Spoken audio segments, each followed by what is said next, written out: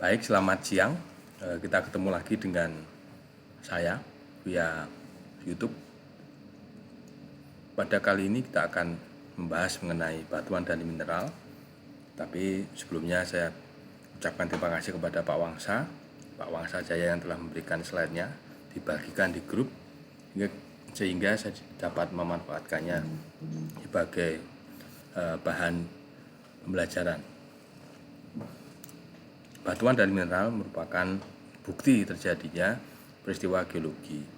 Jadi di mana ada batu pasti di sana terjadi peristiwa geologi, minimal pada masa lampau. Ya, mari kita mulai dengan mengenali apa itu batuan. Batuan adalah bahan padat bentukan alam yang umumnya tersusun oleh kumpulan atau kombinasi dari satu macam mineral atau lebih. Ya, begitu ya. Jadi definisi batuan kira-kira seperti itu. Macam batuan sudah sering kita lihat di sekitar kita. Pertama, kita bisa mengenalinya dari warna dan bentuknya. Nanti lebih jauh kita akan mengenali bagaimana sifat-sifat dan macam-macam batuan itu. Batuan pada umumnya dibagi menjadi 3 jenis berdasarkan proses terbentuknya. Satu adalah batuan beku, yang kedua adalah batuan endapan atau batuan sedimen, kemudian yang ketiga adalah batuan malian atau batuan metamorf. Bagaimana proses terjadinya batuan-batuan ini dapat kita lihat dari siklus batuan. Jadi siklus batuan ini menggambarkan bagaimana 3 jenis batuan itu terbentuk. Pertama, batuan beku adalah batuan yang terbentuk karena peristiwa pembukaan magma yang keluar dari perut bumi. Batuan beku ketika terbentuk di luar permukaan bumi namanya batuan beku luar, tapi ketika batuan itu terbentuk atau magma itu terbentuk di dalam lapisan tanah atau di dalam bumi, maka dinamakan batuan beku dalam. Dapat kita lihat pada siklus batuan itu. Ya, jadi magma keluar, membeku, jadilah batuan beku. Kemudian batuan itu terfragmen atau pecah, terbawa oleh arus air karena hujan dan semacamnya. Kemudian tertampung dalam cekungan-cekungan atau basin, jadilah batuan sedimen. Batuan sedimen dan batuan beku itu nanti karena proses geologi akan masuk ke dalam karena peristiwa sinklinal atau antiklinal ya, peristiwa pergerakan lempeng sehingga mendekati dengan dapur magma. Maka batuan beku tadi berubah menjadi batuan metamorf atau batuan malian. Ya, batuan metamorf seperti itu dapat dilihat di gambar. Letaknya di lapisan berapa pada gambar itu bisa dicermati. Masuk ke batuan beku. Tadi saya ceritakan batuan beku adalah batuan yang terbentuk dari magma yang mengalami proses pembekuan baik di dalam maupun di luar kerak bumi. Contohnya di sini adalah batu granit. Ya. Teksturnya seperti itu, hitam putih tapi banyak putihnya. Gitu ya. Ini adalah batuan beku, contohnya granit. Selanjutnya contoh batuan beku yang lain adalah ada granodiorit, ada andesit profit, ada skoria, ada dasit, ada basal, ada bom kerak roti, dan obsidian. Selanjutnya, batuan sedimen atau batuan endapan adalah batuan yang terbentuk dari endapan fragmen batuan atau mineral hasil pelapukan yang tersangkut dari tempat asalnya oleh air, es atau angin yang mengalami pemadatan dan perekatan. Contoh umum dari batuan sedimen adalah itu batuan konglomerat, orang bilang kayak lento, begitu ya. Jadi ada fragmen yang besar dan ada perekatnya, bisa pasir, bisa lempung gitu, atau bisa campuran dari keduanya.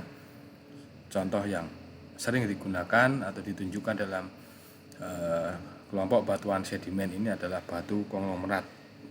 Tapi ada contoh yang lain dari batu sedimen, yaitu pertama adalah breksi, kemudian batu gamping, kemudian batu pasir. Batu gamping dapat kita lihat atau kita jumpai di bentang alam Kars. Ya, biasanya memang di tepi pantai. Batu gamping ini kita kenal sebagai bahan sedimentasi kerang-kerang purba yang sangat lama dan sangat tebal sehingga membentuk bentang alam tersendiri, yaitu bentang alam Kars. Dapat kita pelajari di mata kuliah geomorfologi. Kemudian ada contoh batu endapan adalah batu pasir, di mana partikel-partikel pasir itu ya terekatkan dan terpadatkan dalam suatu wilayah cekungan begitu sehingga menjadi batu, yaitu batu pasir. Kemudian jenis batuan ketiga adalah batuan metamorf atau batuan malian, adalah batuan yang terbentuk dari batuan asal yang mengalami proses perubahan baik bentuk maupun susunan mineralnya akibat pengaruh panas tinggi dan tekanan tinggi atau reaksi kimia.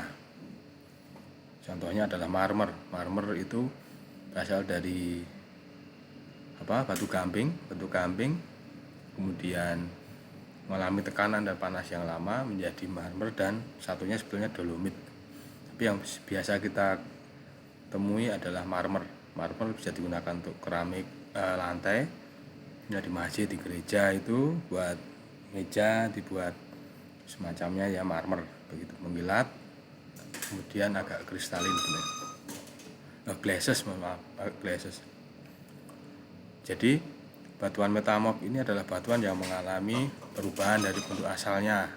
Kita lihat kapur kohor CaCO3 itu atau batuan gamping ketika sudah mengalami metamorfosis dalam proses polusi batuan itu, dia menjadi batu marmer yang sama sekali berbeda dari bahan bakunya, yaitu batu gamping tadi. Contoh dari batu metamorf yang lain adalah ada skis, ada filit, ada jenes, dan ada marmer itu tadi.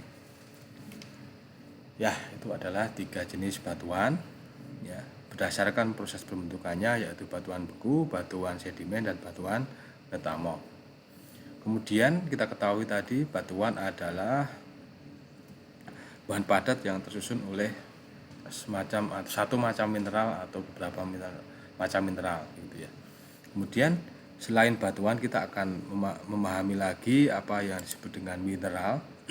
Mineral didefinisikan sebagai bahan anorganik alamiah yang memiliki ciri-ciri khas dan komposisi kimia dalam susunan tertentu serta berbentuk kristal. Ya, dalam gambar itu kita lihat ya kerikil-kerikil batuan yang beraneka ragam. Di Kalimantan mudah dijumpai, mudah diperoleh. Bentuknya tidak bersudut lagi, sudah membulat-membulat, itu menandakan dia tertransportasi atau terbawa larut oleh air, sehingga lama-kelamaan batuan itu menjadi membulat karena saling bertemu atau saling menggesek begitu ya, jadinya bulat-bulat seperti itu. Pengenalan mineral secara kasat mata dapat kita lihat pertama kali adalah dengan melihat bentuk dan warna. Kemudian selanjutnya adalah dengan melihat atau merasakan kekerasannya. Kekerasan mineral itu biasa diukur dengan skala Mohs ya, skala Mohs begitu. Paling tinggi adalah 10, paling rendah adalah 1. Di slide itu dicontohkan mineral paling apuk atau paling empuk itu adalah talc, kemudian kedua adalah gypsum, tambah keras adalah kalsit, lebih keras lagi adalah contohnya adalah fluorit, apatit, ortoklas, kuarsa, topas, korundum, dan paling keras itu adalah intan, di mana intan mempunyai 10 kekerasan skala Mohs begitu. Ada satu tip di mana kita ketika tidak mempunyai alat ukur kekerasan itu, kita bisa menggunakan kuku kita, ya, kuku jari kita. Ketika batuan atau mineral itu kita lukai atau kita toreh dengan kuku masih bisa terluka dan kuku kita tidak kalah, maka kira-kira kekerasannya itu antara 1 sampai 2 Mohs begitu. bentuk kristal dapat kita klasifikasikan menjadi semikristal dan rangkap. Ini dapat kita jumpai dalam buku-buku pengantar geologi dasar, ya, bagaimana bentuk kristal itu, bagaimana mineral itu bentuknya kristal atau tidak, gitu ya maksudnya. Jadi ada yang kristalin dan non kristalin, kemudian ada yang semi kristal, kemudian ada yang rangkap. Seperti di gambar itu saya pikir sudah cukup jelas bagaimana semi kristal dan bentuk yang rangkap kristalnya itu.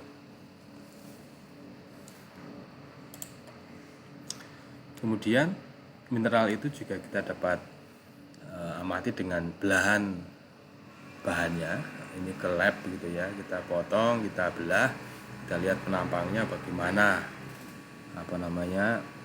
bentuk kristal itu. Ketika kita lihat dari macam belahnya, belahan satu arah, belahan dua arah, ya, dengan sudut beraturan. Kemudian belahan tiga arah dengan sudut beraturan, contohnya animbal. Kemudian sampai ke belahan 6 arah begitu. Silakan dicermati lagi dalam buku geologi dasar. Di sana ada bagaimana mengenali sifat mineral berdasarkan kristal dan belahnya.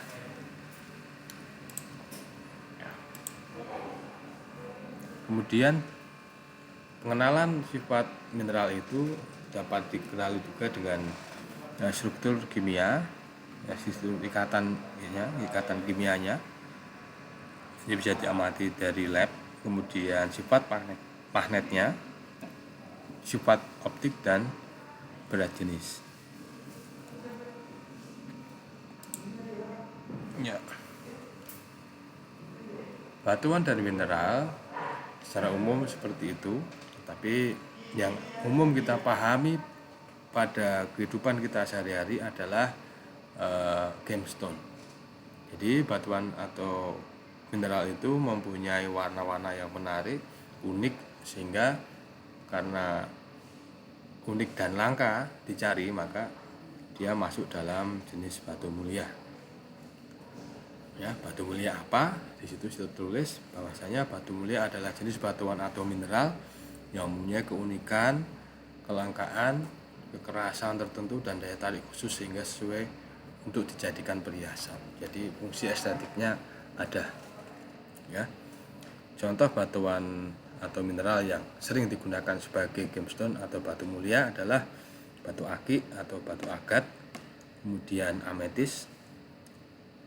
Ya, ametis itu ada yang warnanya putih gelap kayak cincau itu, ada yang ungu, kemudian ada batuan yang namanya opal, kemudian onik dan sebagainya, banyak sekali. Intan di sana juga. Baik, kira-kira begitu suplemen pengenalan mengenai batuan dan mineral. Semoga menambah pengetahuan kita bersama. Silahkan dieksplorasi dan silahkan banyak menggali sumber lain supaya materi ini dapat dipahami lebih lanjut, lebih detail, dan memberikan petunjuk kita dalam memahami materi-materi kebumian dan kegeologian. Terima kasih, selamat siang, salam sejahtera, tidak lupa salam sehat untuk kita semuanya. Terima kasih.